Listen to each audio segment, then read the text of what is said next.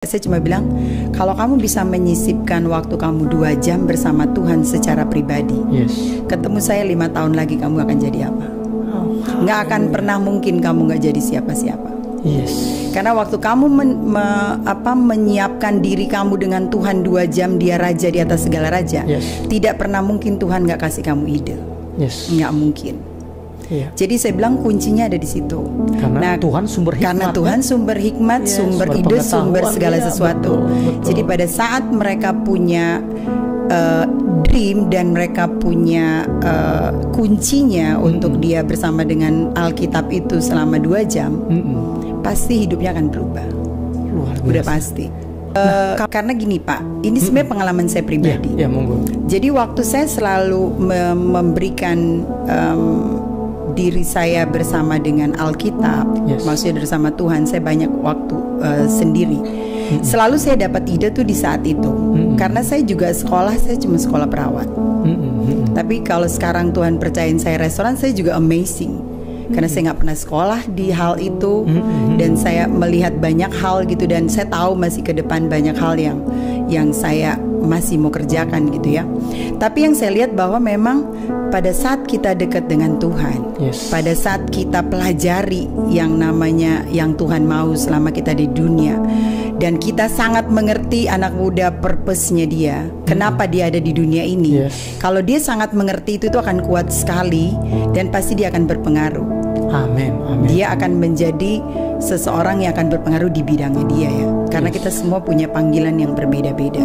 Kita semua punya purpose yang berbeda-beda. Jadi kita cuma melakukan apa yang menjadi purpose-nya kita. Jadi itu sih sebenarnya yang saya lihat. Makanya saya paling suka kalau ke penjara. Saya suka ke pelayanan penjara juga, saya sudah keliling. Saya pelayanan ke daerah juga saya udah keliling. Dan saya paling suka memang kalau ngomong di anak muda, karena saya pikirkan mereka yang paling bisa kita lepaskan benih itu gitu. Saya cerita ya, waktu itu kita pernah pergi, saya dengan keponakan saya, kita ke Palu. Jadi Tuhan suruh ke Palu, kita nggak tahu mau kemana, tapi itulah caranya ya, kita ditemuin di sini. Sampai suatu saat ada satu gereja itu panggil kita ke tempat itu. Dan saya sharing seperti biasa, saya sharing keponakan saya doa. Nah waktu doa tuh Tuhan suruh bilang sama dia, panggil anak muda, tumpangkan tangan kepada mereka. Jadi waktu dia panggil dan dia tumpang tangan, ada satu anak itu nangis sesekuan gitu. Ternyata anak ini udah mau bunuh diri. Jadi anak ini tuh cuma bilang, kalau ada hamba Tuhan datang dan menumpangkan tangan, dia tahu bahwa Tuhan itu ada. Jadi saya begini, kadang-kadang kita disuruh kita disuruh Tuhan jauh banget pergi ke Palu sampai ke pelosok hanya untuk menjawab satu pertanyaan anak ini ya, jawabannya. Nah itulah sebenarnya di situ yang saya belajar betapa Tuhan sangat mengasihi anak-anaknya. Sampai kadang-kadang permintaannya dia, Tuhan mesti suruh kita sampai ke sana. Jadi di situ saya ngelihat bahwa semua kita tuh spesial di mata Tuhan. Jadi tidak ada satu manusia pun yang tidak spesial di mata Tuhan. Jadi semua kita itu spesial. Jadi di situ saya belajar, karena beberapa kali Tuhan bilang, nak, karena kamu kadang-kadang nggak pernah tahu.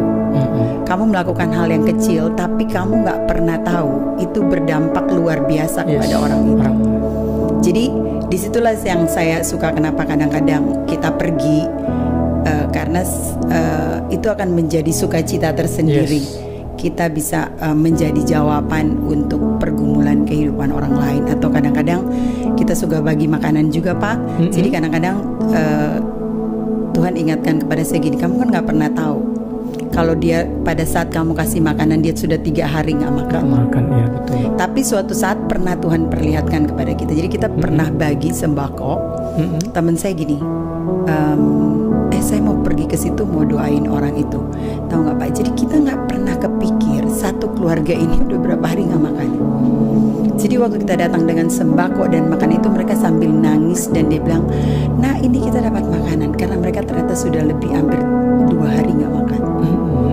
Nah di situ kadang-kadang disitulah saya mengerti, makanya perlunya kita punya tanggung jawab sosial atau tanggung jawab dalam pelayanan misi, kita melakukan sesuatu karena kita nggak pernah tahu kan.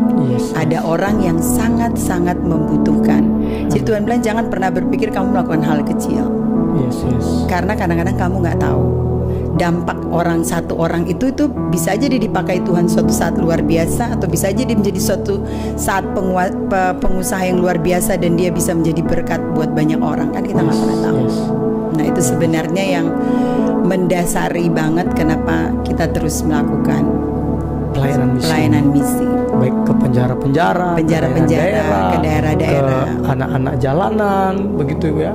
Karena kan kalau di penjara selalu saya cuma bilang Tuhan tuh selalu punya tujuan yang luar biasa atas hidupnya kita. Seberapa buruk pun kehidupan kita itu Tuhan nggak pernah lihat. Yang Tuhan lihat, saya punya purpose atas hidupmu. Mau itu tinggal sedikit atau tinggal berapapun, kalau kamu selesain itu akan menjadi berkat yang luar biasa. Kadang-kadang saya bilang mungkin yang di penjara tuh, karena saya udah ke Nusa Kambangan juga, itu kan banyak yang seumur hidup juga.